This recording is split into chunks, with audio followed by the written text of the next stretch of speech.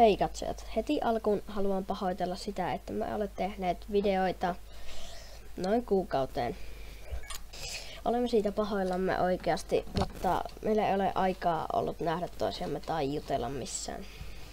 Mutta nyt olemme kuitenkin niin sanotusti back ja nyt on aiheena top 4 kuumottavinta tai pelottavinta tositarinaa. Joten eiköhän lähdetä videon pariin. Neloseksi sijoittuu tarina nimeltä Spiritismiä. Tämä tapahtui pari viikkoa sitten. Meillä oli koulussa päivä, jolloin opettaja ei ollut paikalla. Meillä oli vain taululla lista tehtäviä. Minä, Jenna ja Kaisa saatiin kaikki tehtävät tehtyä ja mietimme meille tekemistä. Päätimme pelata Spiritismiä. Ekana me tehtiin netin ohjeiden mukaan spiritismilauta ja etsittiin läpinäkyvä lasi luokkamme askartelukaapista. Sitten me mentiin peittämään vessan peili kartongilla. Luokkamme on tuikkuja askartelua varten ja opettajallamme on tulitikkuja. Haimme niitä ja lopulta meillä oli vessassa 3 12-vuotiaista tyttöä, spiritismilauta, peitetty ikkuna, läpinäkyvä lasi sekä 11 sytytettyä kynttilää. Aioimme pelata suljettuamme oven. Kaikki laitoimme etusormen ja keskisormen lasin päälle ja kysyimme, onko täällä henkiä. Lasi alkoi vaivaisesti liikkua sanan jees kohdalle. Tässä vaiheessa meitä alkoi pelottaa. Jatkoimme pelaamista ja kysyimme, oletko hyvä vai paha. Tämä vastaus sai meidät shokkiin. Hitaasti lasi liikkui kirjaimia pitkin ja teki sanan paha. Kysyimme lupaa lopettaa, mutta emme saaneet. Sen sijaan vessanpönttö alkoi vetää itseään. Jos ymmärrätte se ääni, kun vessanpönttö vetää, me aloimme tosissaan pelätä. Päätimme yrittää puhua kivoja asioita. Kysyimme hengen nimeä. Lasi ei siirtynyt kirjaimin, vaan teki numerot 666. Aina välissä palaten keskelle. Aloimme jo Kaisan kanssa itkeä pelosta. Kysyimme monta kertaa lupaa lopettaa, mutta aina oli sama vastaus. No. Jenna päätti pelata sääntöjen vastaisesti ja kysyi, kuka kuolee ekana. Minä ja Katja suutuimme tosissaan Jennalle. Lasi ei liikkunut, mutta Jennan sukka syttyi tuleen varpaan päästä kynttilän siirryttyä lähelle sitä. Tämä sai pahempaan shokkiin. Jenna kysyi, milloin kuolen, ja lasi liikkui numerot 20. Lasi tai henki näytti, kysyi tarkennuksena, ai 20-vuotiaana lasi siirtyi jees kohdalle. Vielä viimeisen kerran nyt Jennakin mennessä shokkiin kysyimme lupaa lopettaa ja saimme sen itkien. Rikoimme laudan ja lasin. Osa luokkamme pojista tuli lohduttamaan meitä ja kysyi tapahtuneesta. Kerromme heille ja ne kertoi, että meidän luokkalainen Jere nimi on muutettu yhtäkkiä, yrittänyt kuristaa luokkalaisemme. Tämän päivän jälkeen emme ole ikinä edes ajatellut pelata spiritismiä. Tässä oli 4. tarina, tai siis ensimmäinen tarina näistä 4. Jos tykkäsit, niin sitten tykkäsit. Nyt annan kollegani jatkaa. No niin, terve. Mä oon se toinen tyyppi, joka hostaa tätä kanavaa ja tätä videoa nyt. Ja te kuulitte kaikki, että miksi me ei ole tehty videoita. Ja nyt mennään suoraan asiaan. 3. Tehty tapahtumia Ikivanhassa talossa. Asuttiin tosiaan tuossa Etelä-Pohjanmaalla.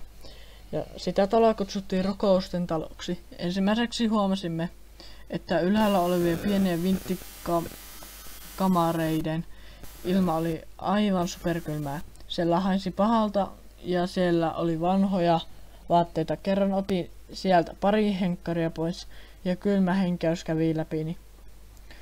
Hyi, että heitin ne henkkarit sinne huoneeseen ja lukitsin oven.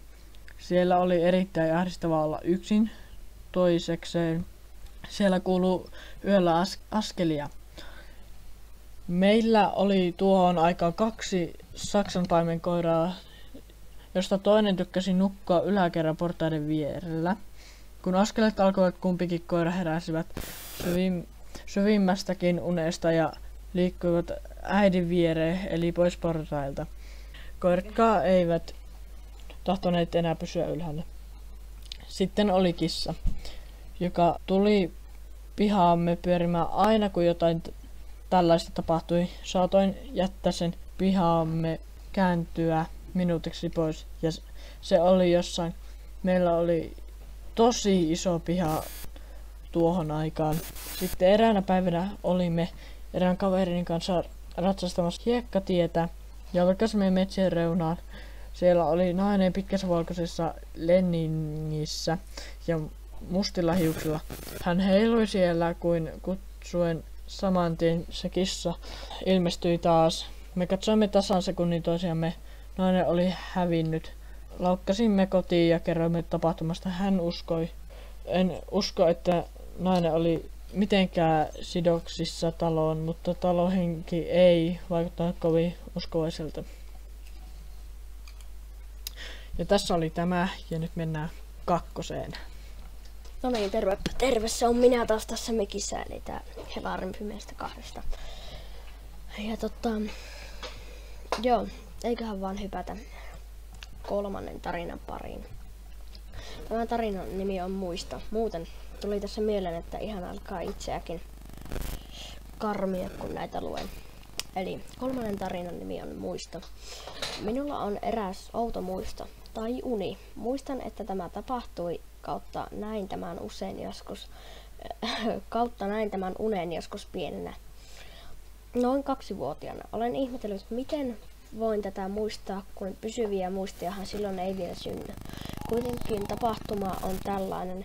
Muistan, että makaan rattaissa tai jossain muulla pehmeällä ja pian yläpuolelleni kumartuu vanha nainen. Hän hymyilee ystävällisesti ja antaa suukon poskelleni. Hän alkaa laulaa. Laulun myötä nukahdan. Viimeinen asia, mitä muistan, on se, että hän haihtuu yläpuoleltani ilmaan ja sanoo pehmeällä äänellä, mummin pieni enkeli, mutta en tuolta ajalta muista. Muistan, että joskus pienenä kuulin jonkun puhuvan minulle Hilma-mummosta ja kysyin, kuka hän on. Äitini selitti, että se oli hänen äitinsä, joka kuoli puoli vuotta ennen syntymääni. Tunnistan hänet samaksi henkilöksi, joka lauloi minulle valokuvista, joita meillä on, ja kerran hyräilin tuon selkeän muistikuvani laulua. Äiti kysyi, kuinka tiedän sen laulun, sillä kukaan ei minulle ollut maininnut sitä tai laulunut. Kun mummini oli kuulemma aina laulanut sitä äidille, niin kuka tämä oli pieni? Kun tämä oli pieni. Tosin äiti ei muistanut laulua ennen kuin hyräilin sitä. Itsekään en laulun sanoja muista, mutta muistan sävelen. Tästä minulla on silti jäänyt lämmin muistikuva. Ja joo, nyt olisi mun niin sanotun kollegani vuoro taas. Ja no niin, nyt tervetuloa ykköseen. Ja tää on viimeinen, mitä tässä listassa on, koska top 4. Mennään suoraan asiaan. Yöllä ajelemassa. Olimme kerran naisystäväni kanssa ajelemassa kotiin päin ystävämme luolta. Minä ajoin, koska naisystäväni oli juonut hieman. Oli jo pimeä, koska olin syysiltä ja kello oli jo lähempänä puoliyötä. Naisystäväni, nimettäkää hänet nyt vaikkapa Tiinaksi, oli jo nukahtanut apukuski paikalle. Ja koska auton radio oli rikki, autossa kuuluvat moottorihurinat ja Tiina pieno kuorsas. Noin puolessa välissä matkaa aloin kuulla kuiskauksia ikään kuin korvani vierestä. Katsahdin Tiinaa, mutta hän nukkui edelleen. Joten ajattelin väsymykseni tehneet tepposet. Pian kuulin uudestaan kuiskauksia, mutta tällä kertaa kovempia. Erotin 2 sanaa Jukka, minun nimeni. Auta. Sitä jatkui hetken ja aloi olla ihmeessä. Katsoin takapenkille, ettei siellä ollut ketään. Ei, se oli tyhjä. Samalla käännyin takaisin eteenpäin auton edestä. Näytti juosseen jokin kuin nelinkontin kulkeva lapsi. Sähkärin pysähtyin auton ja menin ulos pimeää, ainoa valona auton etuvalot, sillä ajoin syrjällisellä tiellä, jolla ei ollut katulampuja ja metsä oli tiheästi molemmin puolin tietä. Katsoin sen jonkin. Tiina heräsi vihaisena, kysyi, että mikä on, ja hän vain tiuskas vihaisesti, että oli pakko tökkiä koko ajan, kun hän yritti nukkua. Ja jossain vaiheessa olimme kuulemma karjunut hänen korvaansa. Tämä kuuluu säkäri totaalisesti, enkä ole enää pimeällä paljoa sitä reittiä aihellut. Ja nytten on meidän oma pikku storytime tässä lopussa. Spesiaalista ne, jotka jakso katsoa loppuun. Toi vois crackitau. Niin tänään me oltiin mä olin tämän Oskarin kanssa, joka on tää mun kaveri tässä, joka tekee mun kanssa tätä videoa ja niitä. Ja oli silleen aika pimeää. Me oltiin siellä uudella koululla. Oltiin vaan siellä ihan vaan puhumassa, otettiin IG-kuvia ynnä muuta, kaikkea hienoa. Otettiin parkouraa, kun me oltiin menossa sinne koululle. Siinä etupihalla seisoi joku henkilö. Mä räpätin silmiä ja katsoin silleen, että mitä? Siinä ei ollut ketään. Mutta Oskari tässä ei nähnyt mitään. Me mentiin siihen kohtaan, missä se tyyppi on. Me mentiin siihen kohti, siellä on semmonen iso käytävä. Me kuultiin sieltä rapinaa molemmat. Me lähdettiin semmoisen mettää päin, jossa oli semmonen niin oli semmonen hieno liukujuttu, semmonen zipline suunnilleen. Se oli semmonen, mistä voi liukua semmoisella köyden varassa. Semmonen köysi ilmassa ja sit siinä voi toisella köydellä kiikkua. Ja sitten me kuultiin molemmat sieltä metästä ääniä ja ihan hirveästi ääniä. Siellä ihan kuin joku olisi likkonut siellä metässä. Se oli tosi pelottavaa. Ja sitten me lähdettiin poispäin sieltä. Sitten kuului semmoista, kun me oltiin lähdössä sieltä päin, kuului semmoista kunnon kolinaa. Me lähdettiin juoksemaan. Ja sitten, kun me katsottiin taakse, siellä ikkunalla oli joku vanha mies vilkuttamassa. Mä en tiedä, se on ihan randomia. Ja mä vielä ajattelin, että meidän pitäisi mennä kääntyä takaisin, mutta ei sittenkään nyt kun miettii. Ja kiitos kun katsoit tämän videon, toivottavasti tykkäsit tästä lopusta ja tästä koko videosta. Joo, hei, oikeesti kiitti munkin puolesta.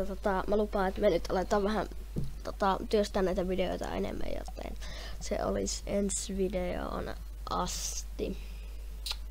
Moro. Moikka!